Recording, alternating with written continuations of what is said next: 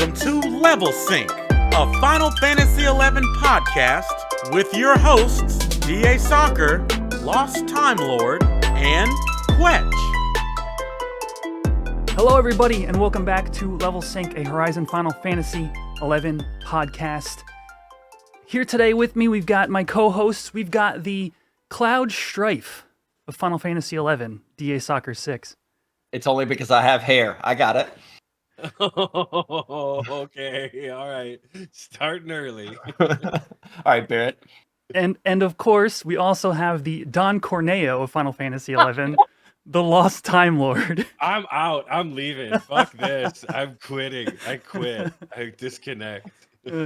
Oh, that's so good. Wow. That's so good. Look at him. Wow. You gotta put it. Okay, edit. Yeah, edit it side by side. Wow. And Wow. I, the plain yellow chocobo, Final Fantasy XI, Quetch. Hello, guys. How are you? It's been a long time. How you doing? Hey, welcome to 2025. Right? Yeah. Happy New Year. Yeah, Happy New Year. And I know I've been playing Final Fantasy VII Remake, that's thus the intro. And you guys have both been playing Rebirth, I think. Or you already beat Rebirth, didn't you, LTL? I've beat both of them, yes. I'm just starting Rebirth. Yeah. I'm probably 20 hours into it, so I'm just getting the freshness of it. And like, I don't want to spoil anything, but when Snape trying not kills to. Dumbledore, that's my favorite part. Did Sephiroth do this? It was Snape, dude. It was Snape. You get that reference though, right? Come on. Of course. Of course. What, the Harry Potter reference? No, don't worry about it, Quetch. Play the game. Yeah. You'll be all right. For somebody who has never beaten the original Final Fantasy VII, Yeah. don't worry about it. Enjoy your I think playthrough. that's a bigger conversation piece. The fact that Quetch has never played 7 all the way through, Well, than He played, he just never beat. all the way through was Right. the qualifier there. Mm. Yeah, no, I'm shocked to learn this. I know. Color me- I color told me my shocked. chat to take away my Final Fantasy card. I was like, no, you can have it. But, Let me guess, you've played 9 all the way through, though. oh yeah. Of course, of course. Yeah, I think generally every Final Fantasy except 7, maybe. Well, every like mainline, I think. 2. I haven't beaten 2, like the NES 2. So, what have you guys been up to? Like I said earlier, it's been a minute since we had an episode. I know DA went back and listened to the last one to make sure you weren't retreading old ground with what you've been doing. Yeah, But the November episode. Yeah. yeah. Do you want me to go through mine first? Mine's kind of a list. LTL can start us off. I went first last time. LTL, start us off. What do you got? As far as what I've been up to, Yeah. haven't been playing a ton of Horizon. I log in for events and stuff and do those. Limbus, Dynamis, Sky Farming. Last week on Saturday, we did 10 of each of the first 4 gods. We had farmed 10 pops for Damn. Seiryu, Suzaku, Genbu, and Byakko. So we did 40 gods in one night. That's and so then many, dude. And then this Saturday we're doing 10 Kirins. So yeah, no, we've been churning it out as far as getting stuff. And like, dude, so get this. This is something you probably won't believe, but it's totally true. Our first 4 Byakkos, 4 pairs of kitty pants. Oh, 4 for 4. 4 for 4 on our first 4, yeah. nice. I know one of the early episodes, you were talking about how you guys just weren't getting shit for kitty Yes, pants. it's true. We've had It's some making up pretty for it. bad runs. We've had some pretty bad runs, but now we've more than made up for it. And we sell some of them, make a little extra scratch, and selling some different things, which is pretty cool. But in real life, outside of Horizon, what have I been doing? A couple of new games have come out since last we spoke that I've spent some time on. Don't really need to deep dive on them, but Indiana Jones and the Great Circle. Anyone else play this game? No. No. Oh. So if you're an Indiana Jones fan, which I mean, I imagine you are, I don't know why you wouldn't be, but it's up to you, is an absolutely amazing and beautiful game. It is what I would consider a love letter to Indiana Jones fans. Unlike the last 2 movies. Right, yeah. This one like starts off like with you doing the Raiders thing at the beginning where he goes in and then like has to put the weight down on the thing to take the idol and then the ball chases you. That the game starts with that and it's like and then Indy wakes up because he's having a dream. And it's just like so beautiful and it's so well done. And the game itself is so much fun to play through. I really enjoyed that. And then other than that, there's this other new game that came out. And my friend Scythius, who is Ayame Cat's partner. So hello, shout out to Ayame Cat. He'll probably never hear this, but he bought for me a game called Jotun Slayer.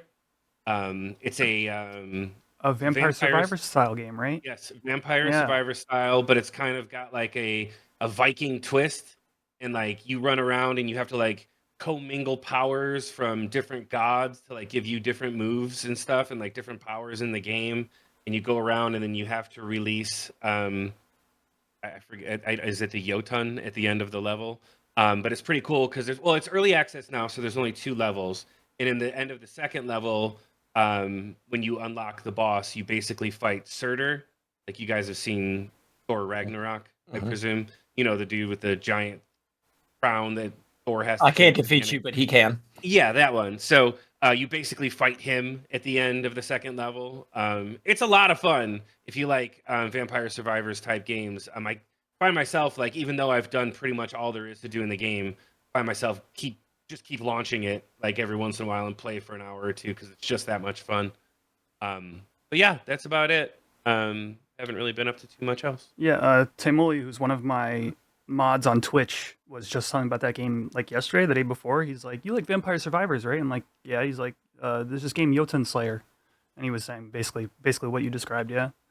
It is a lot of fun, and if you like a challenge, because it's tough. It's not like, you know, when you in Vampire Slayer or Survivor Slayers in Vampire Survivors, like when you start collecting like the right setup of weapons. Because I played through that one recently too. It was free on Epic over the break. I had never played it, so I just started playing it.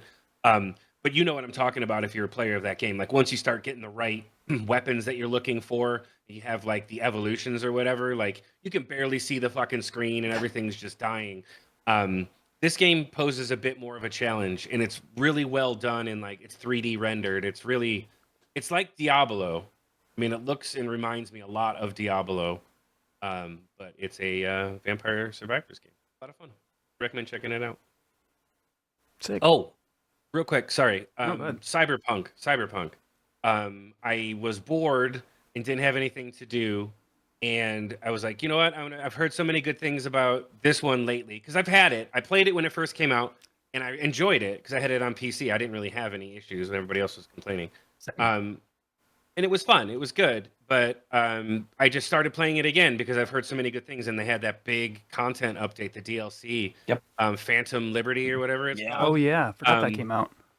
And I started playing it again from the beginning, and man, what a fucking amazing game that is now. Like, I mean, it was good before, but holy shit, like there's so much more now, and like it's super fleshed out. It really feels like Night City is alive.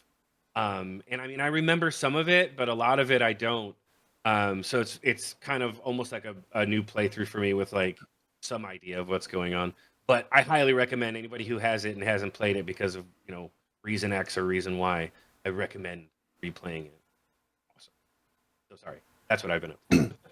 Oh, don't feel bad about that because I'm doing 100% playthrough on it, and I stopped right before unlocking that new content, and I'm ready to be able to dive into it. I've heard nothing but good things about it. In fact, I mean, my chair is a Cyberpunk chair. I love Cyberpunk, I know. and I've never had issues with it in the past. Like everybody was crying, bitching, and moaning. It was good, and I look forward to it being great. Oh, it is. Oh, dude, it's fucking awesome. And everything I've heard, because I've told other people that I was playing it again, and the first thing that anybody who's played it recently says is, oh, that new DLC, bro, that new DLC. And I'm like, man, I haven't gotten there yet. I bought it, it's installed, but I haven't gotten there yet. So I'm excited to check it out as well. Heard nothing but good stuff. All right.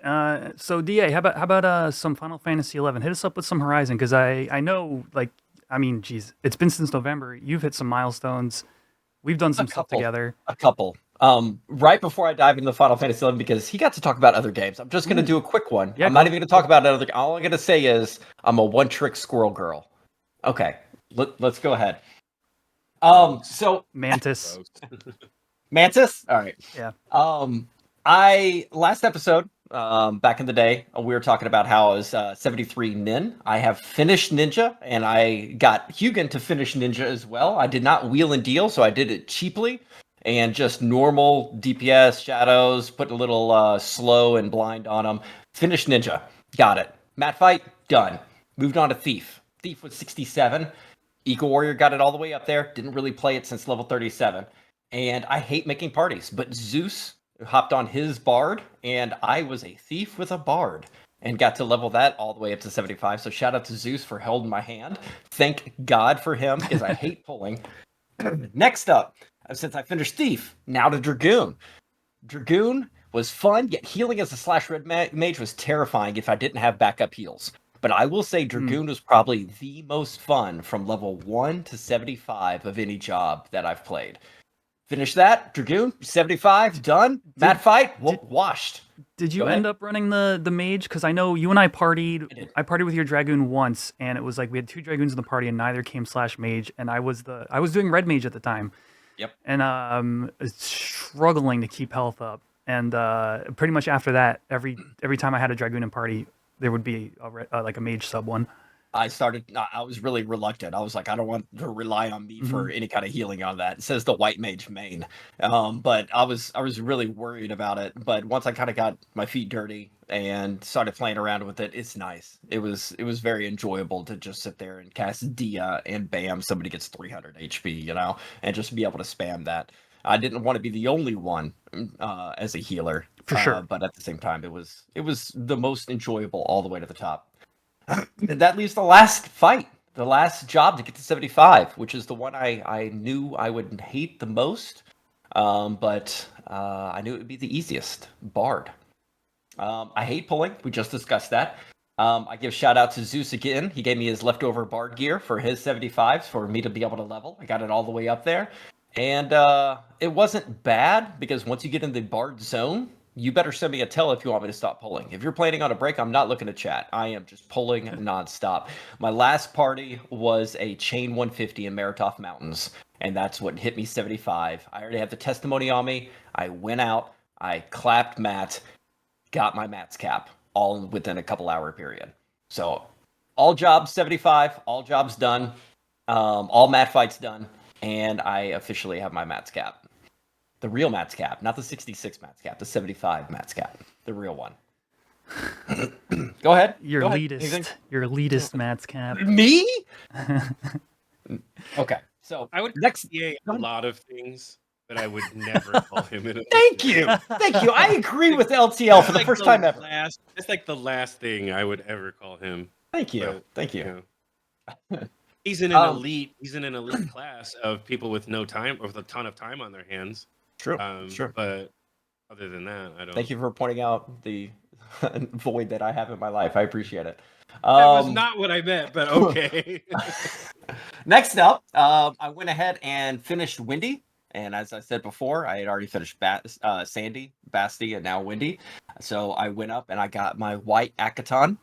So I am ranked 10 all nations, and I style lock now my Matt's cap with my white Akaton. Absolutely love it. It just looks clean. Got some boots to kind of match the Matt's cap. Updated my Legacy AC and with my White Mage gear, and my White Mage is actually pretty solid across the board now. I mean, I'm talking torques and like MDT stuff, and like it's a nice White Mage. My White Mage is almost done. Shut up. No. I know you said torques, but it sounded like you said twerks. I was like imagining a White Mage twerking. Sorry, I just had to laugh. That's how they throw those Kiragas out. It's like a provoke, Yeah. It entices them. It's a samba. I am one of the few people that got a Matt's cap before a O-Hat, Peacock Charm, and Swift Belt. So I went ahead and decided, let me go ahead and get a Swift Belt. I went out. Again, Zeus was like, hey man, I got capped hate. I got the pop. Let's go do this. somebody else in the league show was like, yeah, let's do it. So we got a little group together. We go out, and he's like, hey, can I get a few of these items? And we're like, yeah, man, you can get the bodies if they drop it all. So we're killing 1 for 1 Swift Belt drops. I'm ready to rock and roll. I lot it. I lot like an 876. Dude who was there for the bodies lotted an 890.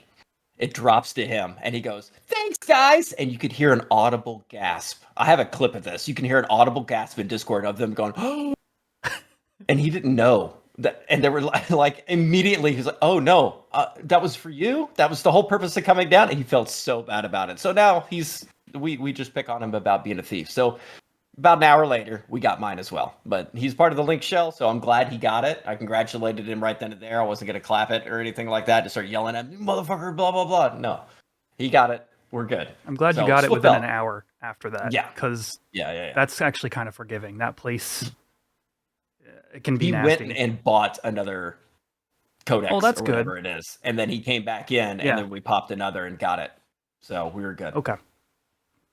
Next, I got this item. It was almost free light in my group. I don't know what to be able to do with it. Quetch, do you know what a trotter boots is? I got trotter boots. Quetch, what are those?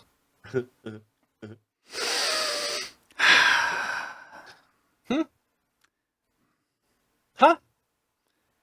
Well, they're the rare EX version of the Strider boots. Oh, yes. Are those good? What are they? That's good. You know, I don't know. If you got like a level 20 thief, you could use them, you know. Man. Or Ranger. Let's not leave Ranger out of this. Yeah, go ahead. I'm like I got a few more things to talk about. But I'm like over 0 for 30. I mean, listeners of the pod have heard me lament about this drop. I still haven't gotten them, and our LS has stopped doing HE&Ms altogether. So I don't know. I've seen 4. I've been in a party where 4 pairs have dropped. Like out of the 30 runs I've done, I've seen 4 pairs in the pool that I could lot on. Lost all 4 lots. And at the time, we weren't doing any DKP or anything like that. So I eventually saved up some gil. I think I said this in a previous pod, and I bought my Striders, 7 million gil, and DA, who probably will never play, like, even... They'll never use those fucking Yeah, things, no. ever. Talking about? Not once. I've already used them. They're already in my macro set and everything. I helped somebody farm the other day. For the Thief and Ranger that Okay. you often log on to? I have a TH3 thief at least, right? Oh. Come on, I'm not 4 yet. I will get the 4. Wait, Quetch, you have a 4 and a relic, and you don't have these boots? Oh, no. He does, just not the rare EX. Oh, I had the ones I had to you pay spent the for, money. my guy. Yeah. Okay, Well, he's got ones that he can send to his alt if he needs to. that's True, actually, yeah. All right, Damn, few more damn things. you, dude. Few more things. I just wanted to harass you on that one. Yeah. I literally put LOL Quetch beside that note. We won our first tier 2 HE&M. We did the Ultima and Omega. Very long, drawn out fight. But once you have the mechanics down, it's not too bad. It's just being able, once it starts kind of getting a little spicy towards the end, just being able to kind of get through it. So that was a huge win. That was just last week. Yes, this week we actually did 6 Kirans. And for the first time ever, we tried something new. Instead of the normal, hey, let's melee, there's Astro Flow, get everyone up, we good, bring it out, like an ad spawns, pull it off the side, kill it. We did this, we said, screw it, we're pretty well geared. Let's Zerg this SOB. The first one we killed in about 7 minutes. The next 2 we killed in about 4 minutes and 30 seconds. And the next 3 we killed in under 3 minutes. We beat the living. We were waiting longer on weakness to wear on our Dark Knights than actually fighting Kieran. We beat the living breaks off that guy. There was a white mage twerking in the corner. It was great. He's twerking? It was great, man. Last 2 updates here. I'm only missing 6 pieces total from Tav now for -1s, 4 bodies, 2 legs. And then I'll have every single relic +1 on the server. I found another link shell that hooked me up recently. They said, "Hey, we'll get you some drops. If you're buying in bulk, we'll sell every -1 you need for a 150 a pop." So the first night I ran with them, I got Black Mage, Bard, Paladin, and Dragoon body -1s for 150k each. And the Dragoon one alone is usually a mil plus. And I'm just going to continue whenever they run tab. They'll be like, yo, you ready? Go knock those out. I just need 6 more pieces and I'm done. And You'll the have last to, update. You'll have Go to ahead. hook me up with that because I need the mage legs that drop there. They're the least desirable piece in the mage set. So the mage set all has like wall healing MP on it, Yep. and it's got accuracy for like melee mage stuff. And some of the red mage things I'll The be Hydra talking piece, about. right? The Hydra, yeah, the Yeah, I the mage got Hydra that piece. last week. Yeah, so that piece in particular shouldn't even cost that much, but I'm just not running tab. So Yeah. I don't know if you got like a hookup, like I'll see, maybe I can buy Yeah, I it. won't name drop them here, but after the episode. Yeah. Okay, cool. Lastly, after that is completed, and by the way, I calculated it's 17 mil to +1 every single relic. After that is completed, I'm going to be starting to work on the process of AF +1ing across the board, and that is also another 17 mil. It actually costs 2,480 ABCs, and I'm starting my process with that now. Are you buying ABCs? Yeah. What are you selling them for? Friend price, 15K. Remember, I'm going to see you in person in about 6 Yeah. months. If you come out, yeah. No, I have like 220 of them. I don't have a lot of gil right now because of it's going to my other stuff, but I can start throwing your way as well. Well, if I you're mean, cool with here's the that. thing: is that and I know that this is like gonna get laughed at for this, not just by you guys, but I'm sure by anybody. You're listening. holding it for Blue Mage. Yeah. I know. That's exactly what I'm doing. I've already the 2480 is the calculation for having all of it, including Blue Mage, Pup, and Core. So no, Gotcha, I'm right there with okay. you. I'm already prepping as well. I think it's funny. smart. Like, go ahead. No, I was just gonna say I think it's a smart idea because like if we expect like Tau to have more player influx as well because a lot of people are waiting for it, like the price of ABCs aren't gonna go down. They'll probably come up at least a touch. So you'll be ready to get your pieces and then maybe even make a little extra gil. I think it's a good idea. Well, that's why I'm one thing that I am doing is we run Dynamis twice a week, and we do low man. So we do like Arling Shell does on Wednesdays. We do an early run and a late run, and everybody pays in to cover 2 mil, right? So we try to have like 9 in the late group and like 9 or 10 in the early group. So we're looking at fewer than 20 people, hopefully, and everybody pays into the 2 million. So, we walk out of there with like 90 coins, pretty much between each of us. I've been holding on to them. And by no means do I have a ton or anything, but I think I have like 9 jades and 6 or 7 months. You're talking about Dynamis currency. I thought we were talking about ABCs. My bad. No, I moved on. I was Okay. talking about like, because you were talking about making money. So I was like about for TOAU, like that would be a good way to make money. So what I'm saying is that like in Dynamis I've been saving the currency and I have like starting to get a decent chunk, and I'm kind of holding on to them like credit so that like when TOAU drops and like maybe fewer people are running Dynamis, though I'm not sure that they will because they'll want all of the new gear as well. I can maybe the price will maybe go up and I can just dump off in bulk and get like money equivalent to what I have, hoping for like 10, 15 mil. Save 130 bronze. Because that's how much it is to +1 all the Blue Mage relic. Save 130 bronze, all right? I already did the math. It's already in my calculations. He's got a spreadsheet. I literally do. I believe it. You sound like Ayame Cat. She had a spreadsheet for everything. Still does. Good. So yeah, and you've been running Limbus with us, DA. We've been doing a little Temenos. Well, I guess I'll get to why.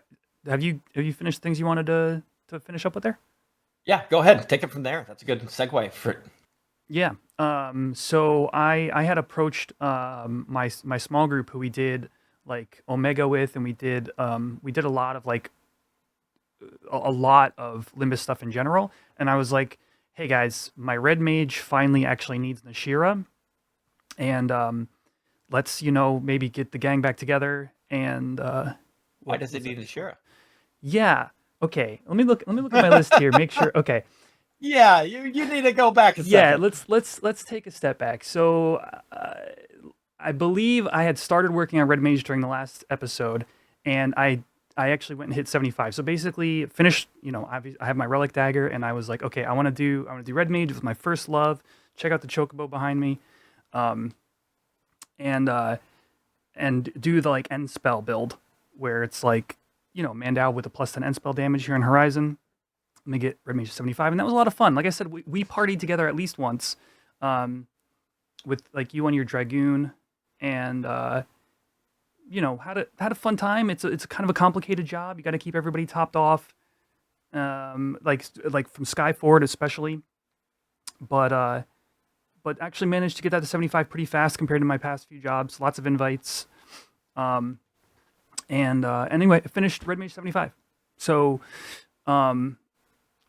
looking at the sets that are out there for melee Red Mage. I came across like that Hydra gear. Some like technically all of it could be a decent accuracy swap. Well, no, a few pieces would be a decent accuracy swap over like what's available, over like Scorpion Harness and stuff like that. But also Nashira all has haste on it, and also has like the magic. There's like dark magic skill in the body and like enfeebling magic skill in the legs. So I said let's get the gang back together. Let's do a couple of Ultimas and just kit out my red mage with whatever we get. I'll buy the rest if I have to. Because we are prepping for small group based content come Tau. Nigel Isle, salvage, those kinds of things. And as I've been, and we kind of workshopped, melee red mage as like actually a very good play in content like that, because you are the support as the mage, but you're also putting out comparable damage to a normal DD slot. And so that turned me to my next goal, which was the Kraken Club. You ever heard of it? I've heard of the Octave Club. Not the sure Octave what this Club. Kraken Club is. Yeah. Sorry. I'm about 0-20 on it right now. Oh, okay. So it's a BCN here on Horizon. It's Rare EX only. There is no Kraken Club. The sellable item. There's the Octave Club. But it works like the Kraken Club. It doesn't have that weird like level divisible by 6 or whatever. But the only way to get it is from the BCNM, and so I had basically saved up as much gil as I could. I saved up enough gil for the price I wanted to pay for orbs, and to have 100 runs of BCNM 60 up in arms. I've heard in the past it's a 1% drop rate, so I'm like, that means 100 runs. That's my shot. I shoot my shot, and if I get it, I get it. If I don't, I don't. So going like market price, I had been told was like 150K. That's what people pay. Sometimes people actually pay less.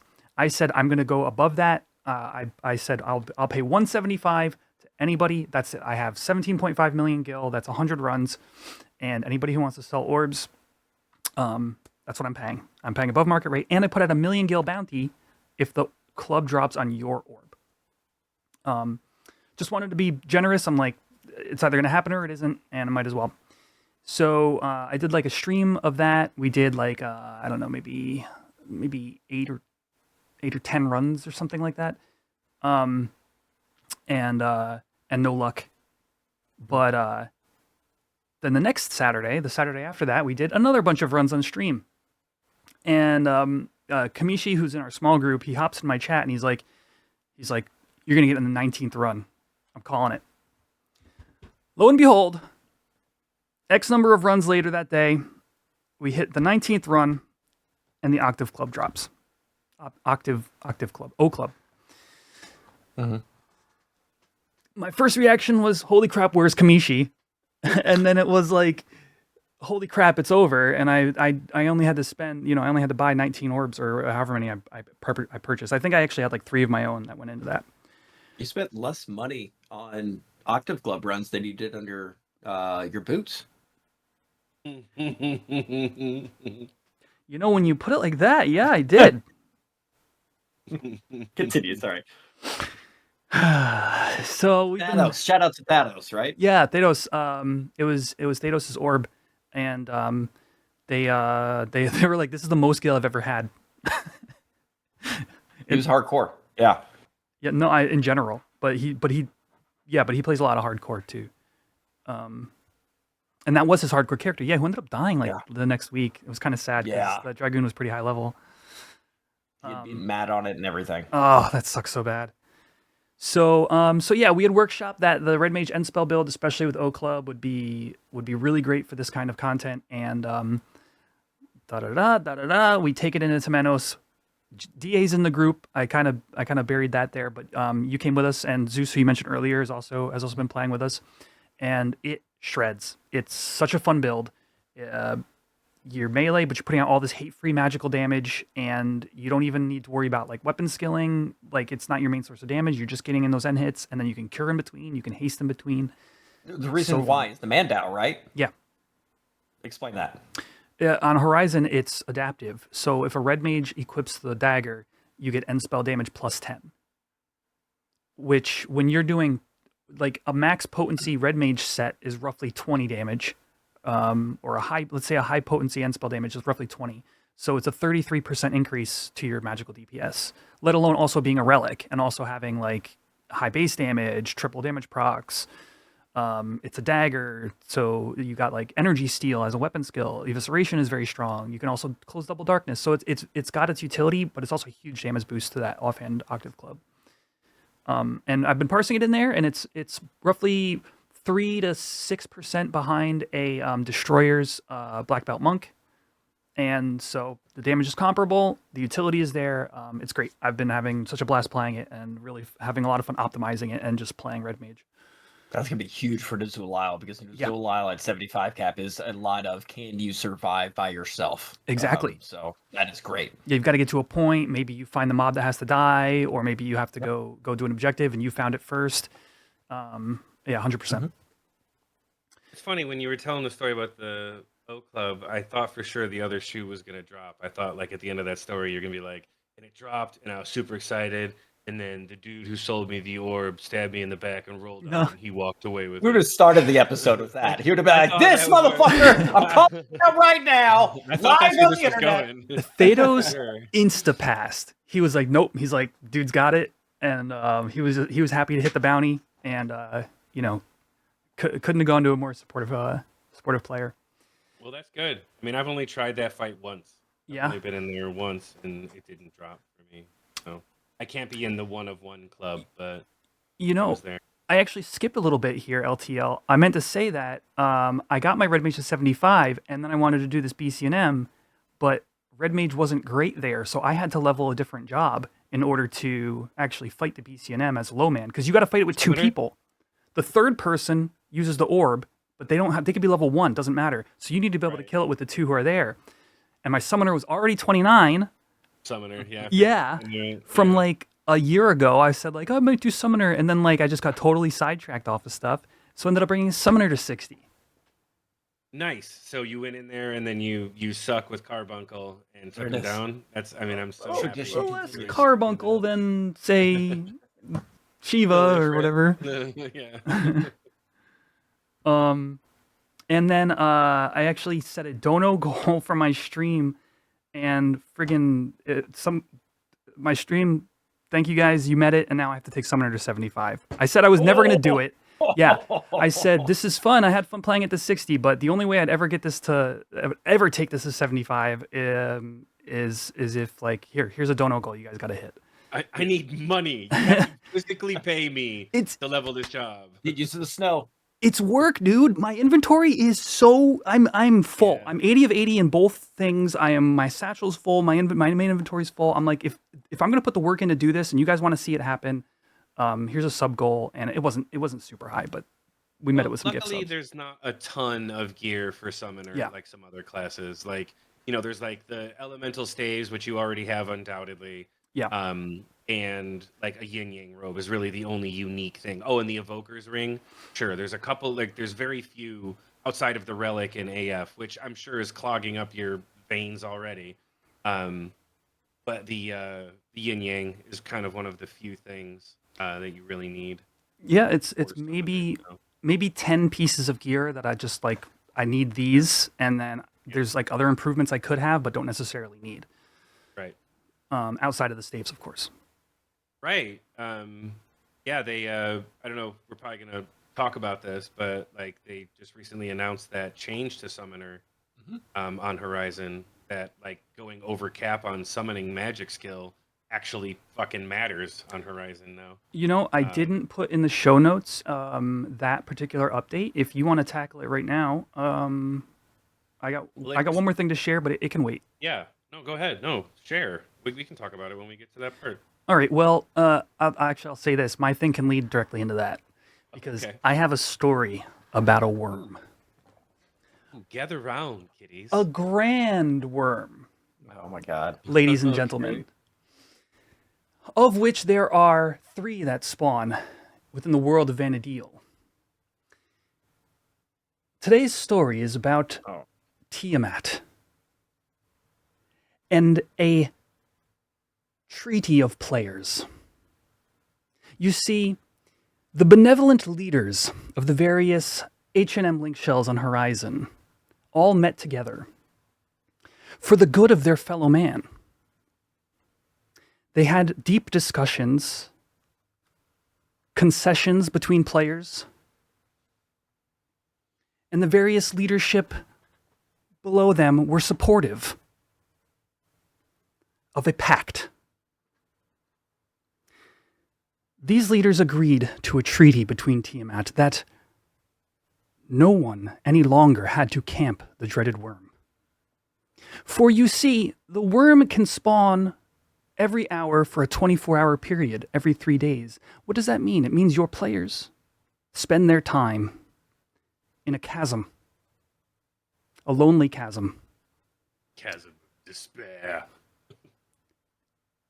And that did not bode well for their mental health, you see. So the leaders drafted a treaty and signed it together, and that treaty said, the various highly notorious monster camping link shells will take turns defeating the infamous Tiamat.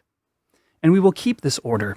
And if other link shells try to band together and be a part of it, we will help you and assist you in camping and getting your claim at your designated time, freeing up man hours of dozens and dozens and dozens of Horizon players. This treaty was signed, and it was active for 1 day. For you see, disgruntled people who are very addicted to their DKP earnings while camping Tiamat rose up and fought their leadership, and the treaty was nullified. What makes this story interesting, other than the fact that it lasted 1 day, is that as of Demo's claim 2 Tiamats ago, the various H&M link shells had exactly the amount of claims they would have had the treaty been signed, with the exception of one. One link shell was 1 Tiamat ahead.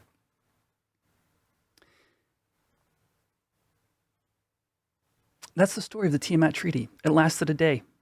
And now we're all just there 24 hours. Compelling, riveting. I was gonna say that's a super old story. Why are you telling the way you're saying it now? But now I understand why at the end. It finally made sense why you were bringing it up now. It was December. We haven't met since then, but No, that's fair. That's fair. Yeah. I thought it was interesting that the numbers all lined up. Just a quick heads up, when that all went down and the chats were happening in Discord, the Horizon Discord, I threw in a little comment, and I got banned on the Horizon Discord for about 3 weeks because of my comment on that topic. Really? I literally said, "Hey, it was a funny joke. I'm sorry it wasn't taken that way," and eventually it got removed. So I am back on the Horizon Discord, but I got a 3-week ban on the Horizon Discord because I made a comment when everyone was ranting and raving about the situation that occurred. What did you say, DA? We all have to know. I'll get banned again. Oh, we're not affiliated. No. I said something along the lines of it took Square Enix 936 days to release treasures. Horizon has been active for 700. You have 200 left. And they banned me for 3 weeks. And when I appealed it, they told me I was toxic and I don't bring anything positive to the community.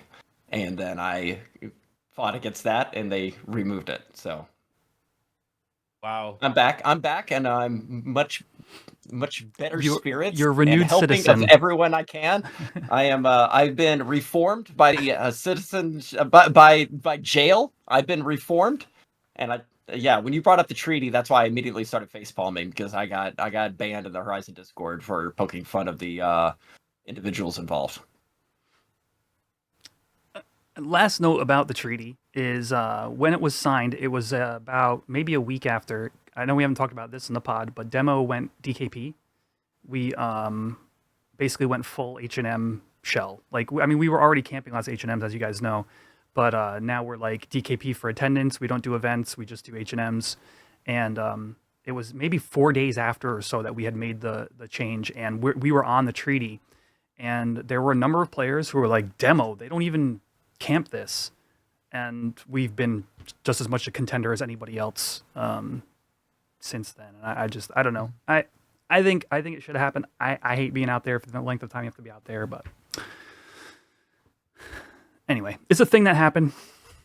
I mean, if we can't line up for following the rules of who gets what zone for Dynamis, what makes you think that HEMs are gonna be proper working order? The fuck? I had heard that it had happened on other private servers. It has. Yes, I have been told that as well. So They used to have that order. you know, you're probably right. Probably just wishful thinking. At least you tried. So Tiamat is a fight that you happen to use lots of summoners on typically. Summoner got some changes with this recent patch update. LTL, would you like to describe them? So, I mean, I only know from what I read, and this was like when they put it out that I read it. So, the only thing I remember from it is that they've made it now that like points over cap for summoning skill actually add to the to hit bonus your accuracy with your avatars. It should have. I mean, it's something that people thought early on in the server was a thing. I know I certainly did, because that's how it was on retail. And I didn't know that they had like said that it wasn't working that way on the server. I thought that maybe just like my observations were off because, as you remember, there was a time when I was gung ho 100% nothing but a summoner. Yeah, you were fully spec'd. You had like the earring. You know, you probably had +1 gear, stuff like that. Everything. Yeah. I had everything. Merits. Full 8 points in summoning skill. And it was funny because like we would go like those legendary worms that you spoke of. Back when we used to fight those, we would have like new people show up on Summoner who weren't really anywhere near as well geared or like merited as I was, and the numbers would be almost identical. Like we would have like, you know, I wasn't pulling ahead of those people where I should have been In an appreciable way. Right, exactly. You know, they can have every once in a while getting a hit that's worth, you know, more than one of mine makes sense, but they were, you know, mine weren't doing any more than theirs were. My accuracy wasn't any better. But now apparently it is. And now I'm at the point with my Black Mage where I've taken all my points out of summoning skill. It's full in elemental. Like, Oh no. I've gone to the dark side fully. So I don't know, and I can't really attest it because I don't know that I have overcap on summoning skill still. Well, you probably saw like summoning torque. That would be one thing. But yeah, if you traded in your earring. Ring, I never got that earring. Oh, okay. So my link shell runs the Pro Me E&Ms every week, all 3 of them in one night. And we've seen a few summoning earrings drop. And like one time, I think the first one dropped, like, you know, they asked, like, do you want this? Because, you know, I mean, even at the time I was still a Black Mage, they were like, you know, do you want this earring? And I was like, there's no point. You know what I mean? Like, why would I want that? Like, why do I need to be overcapped for Summoner? Who cares? It doesn't do anything on this server. And now, of course, it does. So I imagine that earring will probably shoot up in price. Yeah. And the summoning torque, I know, last I heard, when that change first came out, they were up to like over a mil or something. Or maybe I'm exaggerating, but I'll have I to know see if that I have one on a mule somewhere. they were selling for quite a bit. Um, so yeah, so I guess that's the change. Obviously, like I said, haven't seen it in action. Don't have a fully merited summoner anymore. I mean, that's a Um, lot of accuracy, especially. Like, it's attack too, but that is like, if you have all the extra gear and merits, you should be head and shoulders above oh yeah, other summoners. it would make using Garuda worth it. Mm. Because she has like one of the lowest accuracies. In fact, like early in the server, they had to adjust hers and Ramu's accuracy because it was lower than it was intended to be, and it's still pretty low. I don't know if it's like accurate or not. I'm not saying that it is or isn't. Um, but if you had all that extra accuracy and it was actually counting, it would make Garuda viable for anything that is straight physical damage. I mean, Ifrit's still the go-to because of his physical and then magical with Flaming Crush. In that second half, that magic. Oh, I forget. The other change that they made too now is the magical component misses if If the the physical misses. if the physical misses. Mhm. So I Ooh. guess change what I just said because and I haven't checked out my summoner since then, but if you try to Flaming Crush and you miss, like you're not going to still get that guaranteed magical hit, allegedly. White There Mage was a, Burns. like when you're killing Jailer of Prudence, that's the dolphin one, right? The goldfish. Yeah, Prudence. The one Yeah, that's two of them or the one whatever. that's perfect dodge like at Um, all times. Right, which is why I wanted to bring that up because like a strat before was it didn't matter if Prudence was Ooh. perfect dodged because you would just use Ifrit anyways. I mean, could use Diabolos, but you would use Ifrit anyways because the magic component was guaranteed to hit, and you were still doing decent damage to it. But now, I guess if they've changed it, you can't. That strat is no longer viable for Prudence. I guess. That's a nerf to White Mage Burns as well, right? I was about to say that the other nerf that comes along with this is people would sub summoner and No, close because, skill chains. Right. But the Ifrit one that you're gonna mention, burning strike. Yeah. That's only magic, so Oh. it's guaranteed to. Oh, hit. really? Okay. It doesn't have a physical component. Oh, From my recollection, maybe I'm completely off. It's been a while since I've That's fine. deep The dove chat, on Summoner. the comments will let you know. Yeah, I'm sure. But I'm pretty sure that one's just one magical hit, and I think it's guaranteed. Like no matter what, that one's a guaranteed hit. So I don't think it's killed that. But what about I could the? be wrong. I will say to that party comp though, the White Mage Burn comp in general. What about do you open with something other than Burning Strike? Is that always a summoner who's Yeah. the opener? Is that Yes, it's pretty two much has Ifrits. to be, They yeah. use two different actual abilities though for it. yeah? One's Burning Strike, It's and the other double is punch is double punch. double punch. It's either punch or double punch. I think it's double punch. So you need a summoner to open with that. Okay. Because otherwise it'll never hit if you're Yeah. just sub summoner. Yeah. All right. I think that just about covers it for this section of the pod. And now we are going to move on to one thing that's happened since our last episode is Horizon hit its 2-year anniversary.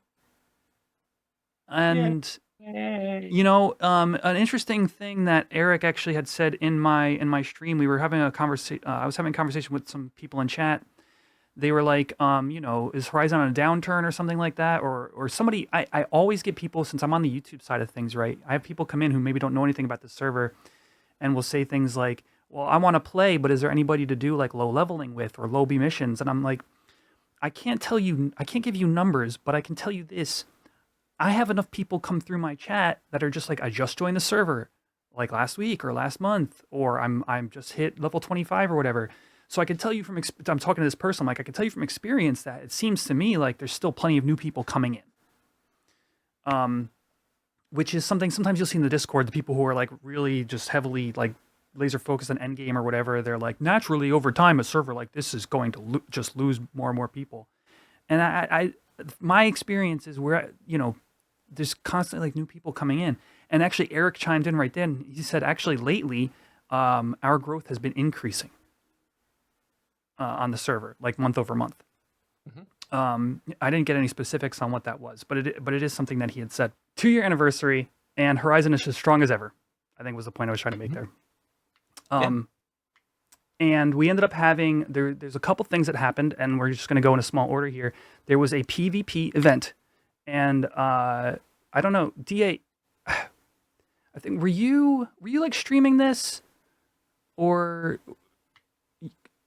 were you in my stream? You were there. Yeah. Oh, so right I was before it started, me and Zeus got teleported there so they could test some of the mechanics on us. Okay. And I got holied by Puck for 29,000 fucking damage. And then Zeus slept in with a lullaby on Bard. So he screenshotted slept Puck, and that's now a thing for him. But then we're like, okay, it looks like the PvP event's coming up. And then you guys ended up taking it up. And they had it on like somebody else's stream, since they haven't actually done their own stream since October of 2023. So Correct. yeah. So I just remembered seeing you, and I couldn't remember if like you were hanging out on in my chat or something like that. And LTL, did you manage to make it to the PvP, or did you watch it at all? No, Okay. don't care. So yes, so there was a couple of streamers. The main streamer was Seti Kruger. They were in the pit, basically watching the fight and casting it. I too was. So they had done it in Pancration. If you remember that zone, LTL, do you remember? It's like caged in. It's like where like you would have the monster battles. So they did a thing there, and it was like there were 1v1s and there were 3v3s, and I got to stand outside of the cage and sort of like look in and watch the fights. We had Druin, who was a guest on this podcast, and GM Dave, who is a friend. He's in my small group. The three of us were basically casting it on my stream. I wasn't in the pit, but I could see enough, and it was super fun. I had a blast seeing just the 1v1s. There was one where it was like Red Mage v Red Mage, and it went like 10 minutes because they were constantly like using vile elixirs and all this stuff to stay topped off, and one would sleep the other, then the other would put up stone skin, and it was just like a slap fest. But it's memorable for that reason. A lot of different fights. DA, what was your take on the thing? Because just looking to see what you guys thought. I think having it in that arena is an improvement from when they did it previously for around the 1 year or something like that. They did the PvP event. I think honestly it would have been better to have a larger arena so the AoE didn't cover the whole fucking thing, so people could actually spread out. Maybe in an Einerjar or somewhere like that where it's a larger arena and people can move around. But I do understand that putting people in a cage and having them fight is good entertainment for everybody else. It felt very much like a Coliseum pit fight. Yeah. So I mean, it's a fun little thing to be able to do. I don't think any effort should be really put towards it, but at the same time, it's something enjoyable, new. New is, I think it is. Anything new is going to have all eyes on it right now. And I think that was new. And people are like, oh, something fun and new and entertaining. But a lot of people, honestly, if you continue to do it, would lose. I mean, Pinkerton was the same thing where you did the Pokemon battles. It was fun and exciting for the first 3 months it was out on retail. And then it had nobody ever cared about it again. I think it was fun. I think it was a good change of pace. I think it was something unique. So compliments to being able to do something unique.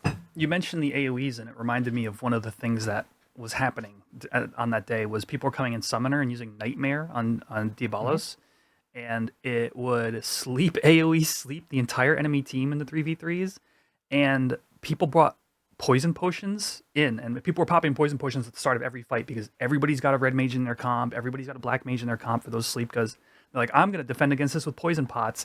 And then Diabolos' Nightmare does not wake you when you take a poison tick. So they're all just sleeping and getting DOT'd. And it's like full duration, like 2 minutes of sleep every time Nightmare lands.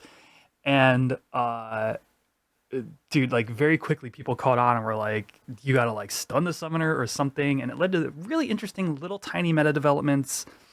Nothing too major. They ended up like soft banning relics for a few fights since those were just kind of like crushing.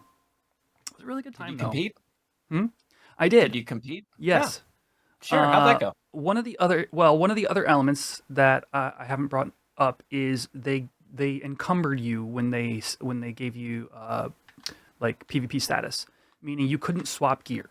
So I think that's one of the more interesting things that made this day fun is it was like, oh, what is their build? what pieces of gear did they decide to bring into this fight, and that was all they could have equipped. You know, whether it was the staff choice or whether you're using like PDT gear or MDT gear. And I brought Warrior Sub Paladin. Warrior Sub Red Mage I brought for Phalanx. And Pro and Shell and heals. A shield, a full like vitality set. We didn't win, you know, but at one point I did back myself into a corner with Phalanx on and just with my shield out with Defender up. And they had a really damn hard time getting through me. So I call that a win. I was a turtle. That's a W. That's a W. In a corner, blocking all the hits, turtled up, moisturized, staying in my lane. Yeah, it was a really fun day. So that is one of the components of the 2-year anniversary. Mhm. And the other is the scavenger hunt, but tangential to that were some new hairstyles and the hairstylist edition. So Yeah. you can't like change races, but now you can get a haircut. Yeah. Anybody make any changes? Remember before they came out, they said we're coming out with this on December 17th, the anniversary. It's gonna be good, and just because everyone's gonna be able to get a free one.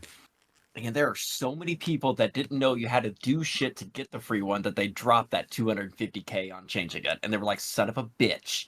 I've talked to 4 people minimum that were like, wow, it took my money. I thought it was just going to be like a voucher or something like that. Oh my goodness. I didn't get one, but yeah, not for me. No. Oh, yeah. But I do, I enjoy when the Taru one came out, I took a screenshot. I made it an emote to my Twitch channel within 30 seconds. And then I sent the screenshot to LTL, and I love his response. We need to have an episode because I don't know whatever the fuck this is, but we need to talk about it. I just died laughing. I thought that was hilarious. I hate it so much that I love it. I'm not going to lie. That is perfect. It is so unique, and I hate it so much that it's fun. It's And so I think ugly. I'll is. throw it up on It screen is. right now. They should have every year, every anniversary, they should have all of them that are designed well and these editions, but one every year just looks like fucking garbage. I think that would be hilarious. Like a troll every year just for one race and one specific, because that's just the male one, right? The female one can't do that. Right. Yeah. So do a troll one for one race every year. I think that's Dude. phenomenal. Hairless Galka. A bald Galka? No, Hairless, like completely hairless, just like an actual like skin. Human scalp skin color? head. Yeah.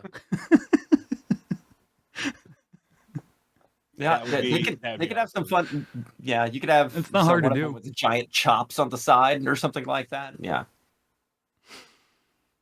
Yeah, well, the viewers of the podcast would have seen, but for the listeners, basically it's a bald Taru with a dastardly mustache. The day of, I got wind that there was a bald Taru meeting happening at Rulud Gardens at the Palace, and went over, and I don't think I've been the same ever since. It was like seeing like.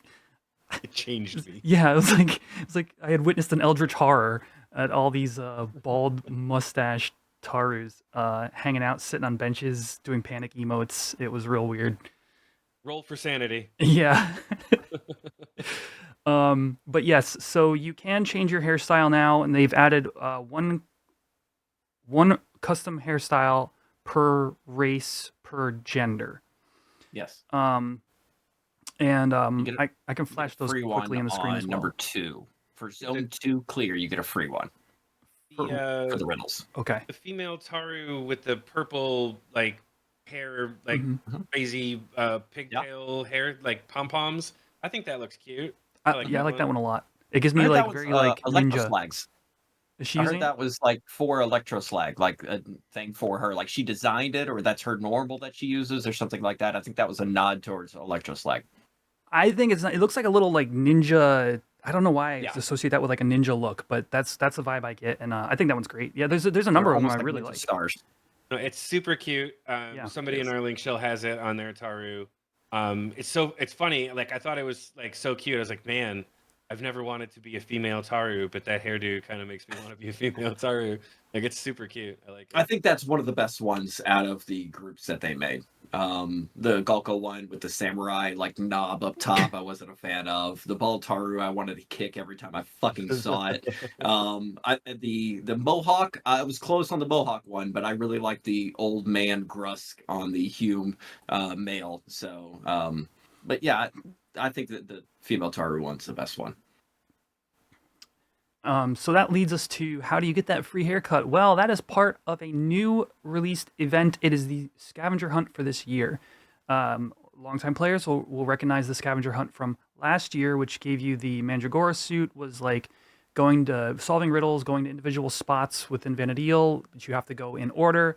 And once you've gone all around the world, you get like 5 satchel slots, and you get an item that'll let you teleport home once a day to your home nation. This year, similar concept, except different execution. They placed NPCs all around the world in. Are they all in pairs? I haven't gotten No. that far into it. They're not all in There's pairs. a few of them that are individuals. Okay. And so you have to complete their riddles. They ask you for items. You need to bring them those items and trade them. And once you complete the riddles for a zone, you basically how do I explain this? One zone is one There's one completion. One You gotta complete completion. an entire zone, and you get a completion. There's, I believe, 13 or 14 zones, Yeah. which means you have about 120 things to turn in if you want to complete it, as opposed to last year's 37 scavenger hunt. Correct. And those completions are how you obtain rewards. So you could do them in any order, but a zone fully done is one completion. First completion, anniversary ring. Second completion is the free haircut. Actually, I'm going to pull this up. You get nothing for the third. Okay. I believe the fourth, isn't that the mask? I'm not. Yeah, pull it up. The for me, Goblin because there's Mask, the I believe mask, it is the fourth. And then you have the 3 home teleport nation ones, and those might be like 7, 8, and 9 or something like that. That sounds Yeah, about definitely right. get that pulled up. Yeah. Because Okay. I've completed 3 zones. Gotcha. So I've turned in 24 things so far. I have not turned in my arcane flower pot, which currently runs for 400k on the auction house. I haven't turned in any of the fishing stuff, because to turn in Hugin's, you need a fishing skill of 30, and I haven't touched fishing. So now I'm being forced to do it for my inventory slots and this stuff, and I absolutely despise fishing. So I'm 30 doing is like- everything I can, including leveling an alt, to not go fishing, but I have to do it at some point. 30 is like a couple afternoons. It's really not that bad. It's not. Fishing, any craft at 30 is not that bad. It's fine. Fishing's not that bad. I hate it though. It's fair. So the first completion is the anniversary ring. 2 completions is the free haircut. 4 completions is the Goblin Mask, which is almost where you are. 6 Republic earring. 8 Federation earring. 10 Kingdom earring. Those are 10 free teleports to those different nations. Non-rechargeable. Non-rechargeable. You use them and then they're gone. 12 is something called the Tinfoil Hat. And then there's like a post quest riddles that you have to do to finish and get the Mog Satchel. So it's 12 zones, and then Eric is the final boss, and that's where you get the Mog Satchel. So kind of 13. Do all of those items go into wardrobe 8? No, I think yeah, they didn't at first. I think that the tinfoil hat didn't, and I think they changed that where it does. They haven't included the model in the game yet, and I think the earrings didn't, and now it does. Oh, do the earrings? I would assume they I think wouldn't. they updated it. It's an event item. That's the reason why event items go into 8. Yeah, I could see that. I don't know for sure. Let us know in the comments down below if you know Yeah. if these are. I would assume the Goblin Mask either is or will be. The tinfoil hat would be nice if they made it do that. But let me just check my show notes real quick. Yeah. Make sure you have a treasure hunter with a decent TH if you're going to go farm these items. It would help if they have Trotter's boots as well to be able to go get all the drops needed. to be able to turn these in. It's not bad. Make sure you have some gill on hand because half of it, about 50 to 75%, can be bought at the auction house. But again, some of these items are expensive. I've turned in a thunder staff, and I got the arcane flower pot sitting on me still, so it can be pricey to get this shit done. Yeah, It's more helpful if you have TH4 though. Don't. Yeah, that's don't- true. Don't That's let true. him undersell that. Yeah, I've been told it's roughly $1 million if you were to buy everything, and then obviously there's things you have to obtain yourself. the arcane flower pot alone It's is the bulk of the 400K. cost. Oh, Yeah. okay. So, and then the thunder staff is one of the other ones you mentioned, and Yep. then there's like a sword that costs like 40K, and then there's like a dagger that costs like 20K, and then there's everything else is like a piece of food or an ore, and those are 3 to 5K. Yeah. So I've been told it totals out to about $1 million, and that was like 2 weeks ago prices. So, and those nice. yeah. So that's if you want the 5 Mog Satchel slots, and then you're going to do your own running around. If you want the tinfoil hat, which we'll get to in a second here. LTI, have you engaged with this at all? Nope. Have you any? Do any of it. I will. I'm not saying I'm not doing it because Gotcha. I'm like being curmudgeonly. I just remember when it first came out, and everything like just skyrocketed. Like, what's it called that dropped from Dynamis? The cores, Infinity Infinity Cores. Cores. Like Gambling, the Final Fantasy 11 loot boxes, baby. Yeah, dude, the price on those things went through the goddamn roof, and I was so sad because I was out seeing family during Christmas when that happened, and I'm like, I have a fucking stack of Infinity Cores like just chilling. I could have sold that stack for so much gil, but I wasn't home and I couldn't do it. I was sad. Have you done the loot boxes of Final Fantasy 11 yet before? Like going into the strange devices or whatever? Yeah. Have you done those? Yeah. I've done those on retail, not on Horizon. Oh, I've done them a lot on Horizon. It's I've it's gotten- straight up loot boxes. It has like the animation and everything. It's like a Yeah. Pokeball opens up and it's like, For here's real? your random item. It's straight up loot boxing. I had no idea. I love it. I've Yeah, About been 275K. I'll take you out there. I got quite a few arcane flower pots on retail doing it that way. We're about when we've tested over 100 turn-ins so far, and it's about 1 out of every 15 you get an arcane flower pot.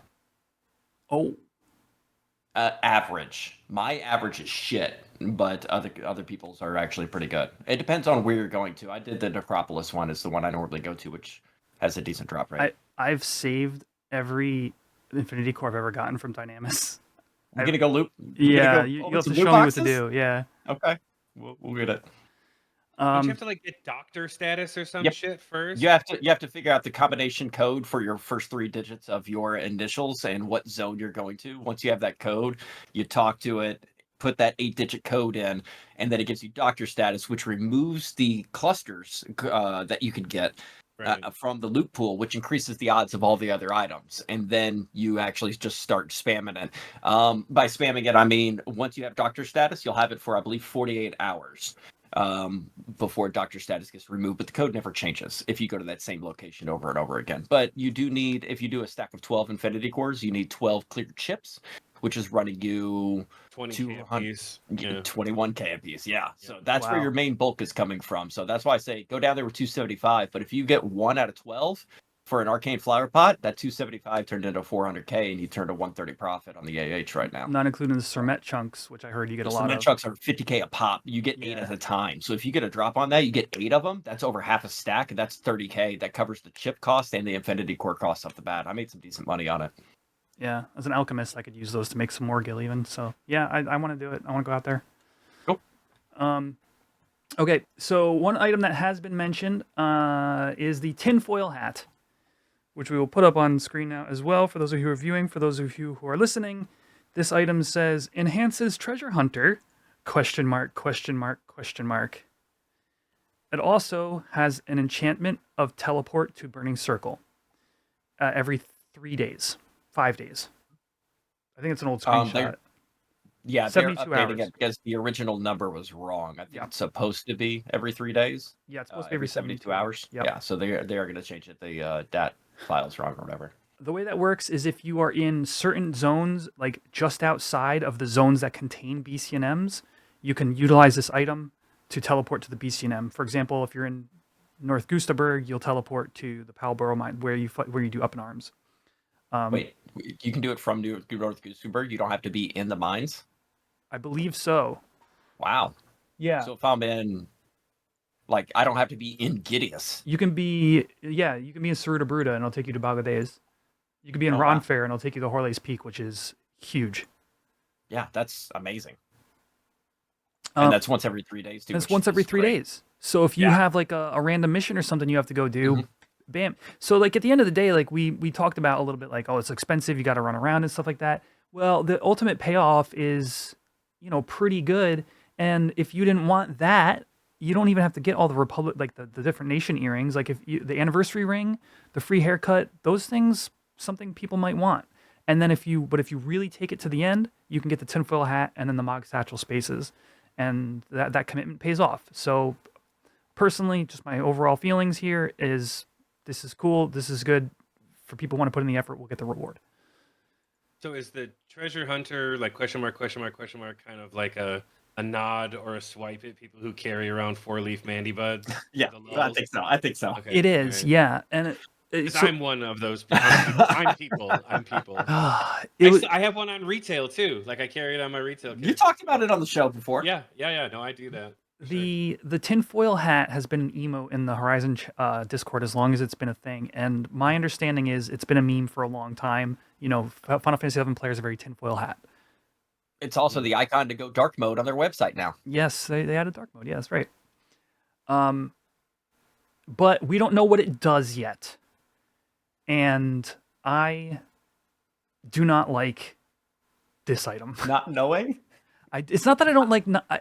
It's that it feels similar to the H&M items that release, and they didn't tell us what they did. And it's like, also, we don't know how to research them. Also, they're so rare that the people who might want to research can't even get their hands on them.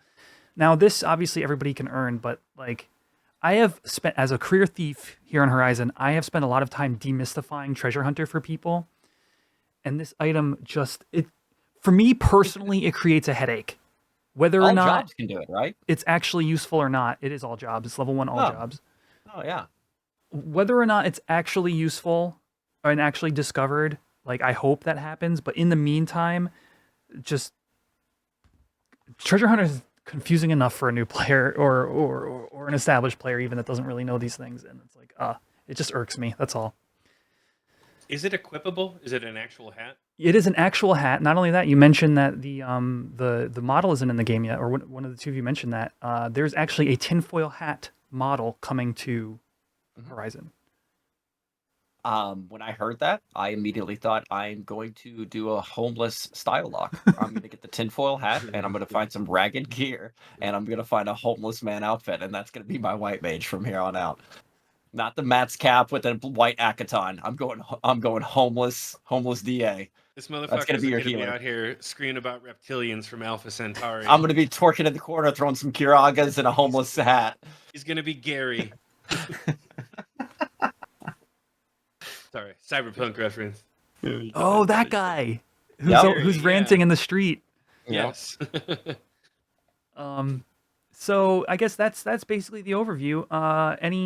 Anybody else have final thoughts on your feelings? I had said that I think this is a win overall, but maybe you guys have other sentiments that I might have glanced over. I mean, I haven't done it yet. Obviously, I've read all about it. I kept up with it as it was being discovered. I think it's cool. Like, I mean, I can't imagine how much work and time it took to like put together. I don't think that the riddles were necessarily super hard to come up with, but somebody had to come up with them, and they don't seem AI generated, so they seem genuine. And to put all that together, and then to create the NPCs and put them in the places, and I think the big thing and the big win here is that like it worked. You know what I mean? And I don't mean like as a concept necessarily. I mean that the event worked. Eric didn't That's a have good to point. come out and waggle his magic wand like he did with the Pumpkin King. yeah. Yeah. And it just worked. And there was a lot of different trade-ins, and there's a lot of NPCs. And it just worked. And I think that that's a testament to, really wanting to make it work. And I think that was awesome. I will be doing it. I was waiting for prices to go down. I will myself be doing it, but yeah, I think that was the big win for them was that they put it out. I know that they tested it, but not until you have it in front of everyone do you really know how something's going to perform on your live server. Yeah. And it just worked. And I think that was awesome. All right, Todd Howard. It just works. works. I think I love it. The only thing I don't like is that it's 130 items basically. I think that's a little excessive. Agree. Other than that, from last year when people are like, "Oh man, it takes me 9 hours to go to these 37 places," and they were like, "Hold my beer, here's 130 that you got to do this year." I think 130 is excessive, but I love the idea, and I love that how it was implemented. And compared to last year's, you could just buy stuff off the AH and go to like the same zone and knock a bunch out at once. It's not necessarily as travel intensive. That's true. Well, you didn't have to buy. Yeah, I mean, you didn't really have to buy anything last year. You just went. It just took time. But I thought that one was I preferred that one only because it took you to all of the far-flung places that like you probably haven't gone to or revisited since you've come back to a private server. True. They both have their merits, I think. Yeah, I agree. Yeah. Yeah, I like the travel, like you said. Speaking of which, I did geoguessing in Final Fantasy XI. I forgot all about that. Oh yeah. Tell us how it went. You I almost got banned. Set the stage. Okay. What? I'll set the stage for the viewer, and then you can tell that story. 32. Did you do? 50. 50 different screenshots from around the entire Vanadil, and you had done like one a day. Yeah, it was for no some number of COP, days? it was no sea, no sky, so new players could do it. I took a screenshot from 50 locations around Vanadil, and every time I streamed, I posted a new one.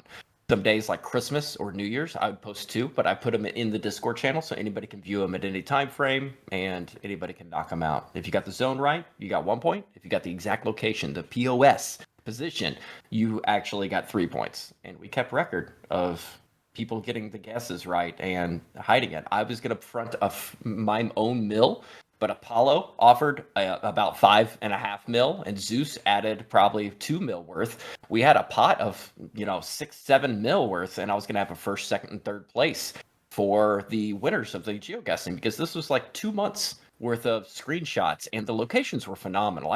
I'll send you so you can post up some of the screenshots. Yeah, as sure. I'm talking right now. Yeah. But I always try to have no mob in it, try to make some of them easy, some of them difficult. And it was just a fun game that people could do on the side. And it was something that a lot of people look forward to. And we had a 6-way tie when it came to number 40. And I was like, look, I got to spread this out or everybody's going to be splitting the pool. And I put time frames on them. I said, you got to have your answer in within 24 hours now. So I kept posting them. Everybody kept getting them within 24 hours. We had a 6-way tie at the end. Everybody split a six-way pot. Everybody got 875K, all 6 people. So they got a fat stack. The reason I say I almost got banned is because I got a message that looks RMT-ish. They said we don't need to encourage any kind of transactions that way because it looks like somebody could just say they did a game like that and just trade Gil and make it look RMT. So we need to be let known up front in the future what the prize pool is and the event, etc. And everybody can be involved and nobody has to be like a sub to your channel to play. And I was like, I have no problem giving you full disclosure. Thank you for the update. So I appreciate them being transparent. I agree. And being transparent and talking to me about it. But yeah, they were like, that looks shady. You're going to get clapped. And I was like, oh, everything's up front. I have all the screenshots. I promise there's nothing going on. But why are you so toxic? Why you bring nothing positive to the community? You're so toxic. It hurts so much. It hurts so much. But when you said traveling around the world, LT, I just remembered about the actual geoguessing, and a lot of people actually just absolutely loved it because some of these screenshots, they'd been to that zone dozens of times and they'd never seen it from that perspective. So it was really cool. Mm-hmm. Great. Well, now we're going to move on to the part of the episode known as Glitch Test. Okay, so this was sent to me by Hugin, and sent to us by Hugin, and essentially, what's there to set? Would you like to add anything? Oh, we're in Boyata Tree, obviously. It's looks backwards like, to you guys. Oh yeah, it's fine. He's obviously a thief fighting a bark spider. Whereabouts? Do you know like where this location is? If you take a look at the mini map, it's right before the zone line, and like right in the entrance. yeah, right around the entrance. And this is apparently the third report, but the first video evidence they have of it. All right, let's play it and let's see. So they You killed could the just spider. play the Benny Hill music. He didn't kill the spider. It just No, he did not kill it. Oh, okay, right. Yeah. It disappeared. And now they fast forwarded the video. This isn't like flea hacks. What? I hear the hamster dance song.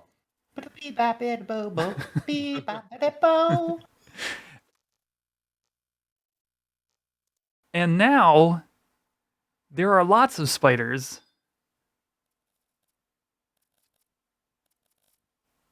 Too many spiders.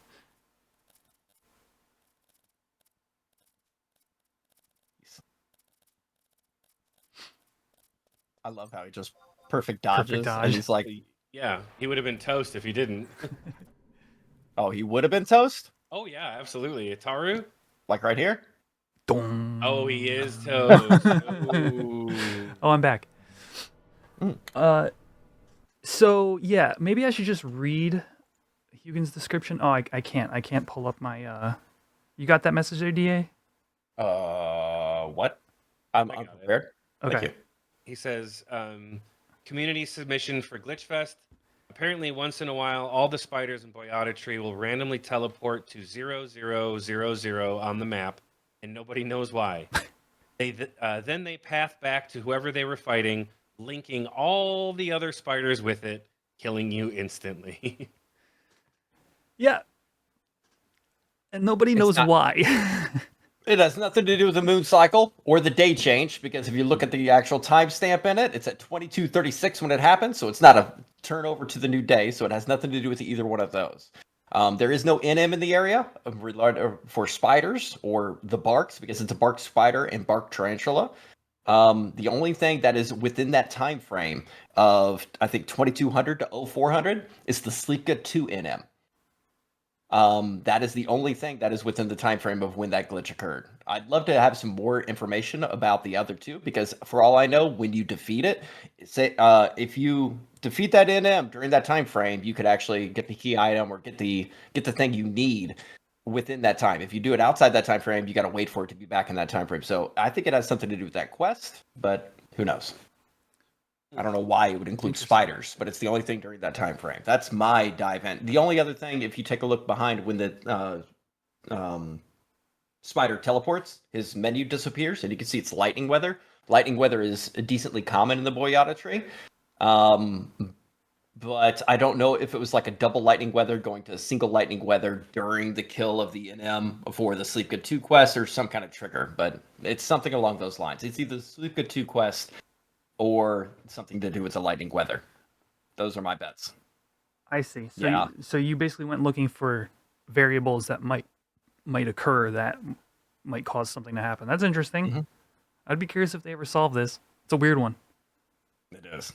I love that we got video evidence. If anybody ever gets video evidence of a weird glitch for any reason, please throw it in our Discord. Let us know. I'd love to be able to kind of go over some of these. Yeah, and I'll second that. Just weird that they snap to zero, like the zeroed point of the zone. It's like default. Right, but like what would, I mean, I guess we're not going to deep dive on that here, but I just wonder what would cause a snapback to like base for a monster that never goes there. So I'll say this. I know that when you desync with the server, you'll occasionally be sent to 000. That's that whole thing when you Right. exit Port Juno and You're you under the world. sometimes you're under the world, but Port Juno, you ever get like you leave the Mog House and then you're all of a sudden you're near the NPC, the outpost NPC. You ever have that happen? Yeah. That's 0 or like maybe I don't know if it's the Z axis, but that's the 000, and that's why it puts you to that exact spot. So a server desync will go, I don't know where to put them at 000. And it happens to players, but I'm not aware of it happening to mobs either. Well, now you are. Yeah. No, that's crazy. That's a cool one though. I like that bug. That's a fun one. That would be fun to investigate as a QA. I dove into it for about 2 hours, and I was like, I'm brain dead on this. It was like 3 a.m. I was like, I'm done. So speaking of submissions into the Discord, today's episode we have a little fun thing I'd like to do. We've been away for a little while, and we want to hear from you guys now. Earlier we talked about Final Fantasy VII Remake and Rebirth, both beautiful games. Really, honestly, my feeling is Remake has been a testament, like honoring the source material. Like it feels like they didn't just do a cash grab version of Final Fantasy VII, like a cash grab like redo. It genuinely feels like an amazing game that's been well taken care of. Enhanced graphics, additions of story that allow these little moments in the original game to be like bigger and more interesting and develop more character relationships and stuff like that. Which Final Fantasy game would you like to see get the remake treatment similar to Final Fantasy VII Remake? We're going to have a section in the Discord for you to post in there. If you're not in the Discord already, it is linked in the description on the podcasting mediums, but it's also in the YouTube video description. So hop in the Discord, let us know which Final Fantasy game you would like to see the remake treatment on. And otherwise, that's going to do it for today's episode. Anybody got any last minute things you guys want to add? 8. I want to see 8 get the remake treatment. Okay. That's my pick to click is 8. I want to see fucking Seymour. I want to see him change. I love 11. 11. Have you? There's. You guys literally chose my 2 picks. I'll share the video afterward of the Unreal Engine of Final Fantasy 11 that came out yesterday. Yesterday? I haven't seen one from yesterday. I think it's yesterday or the day before. I'll share it. Don't worry about it, Quetch. Right. Hey, bye everyone. Otherwise, check us out on Apple Music, Spotify, and YouTube. Remember to like this video on YouTube. If you can, leave a what the heck do you call that? Leave a leave a rating on the podcast apps. Wow. Otherwise, we'll see you in the next one. All right. Bye, everybody. Deuces.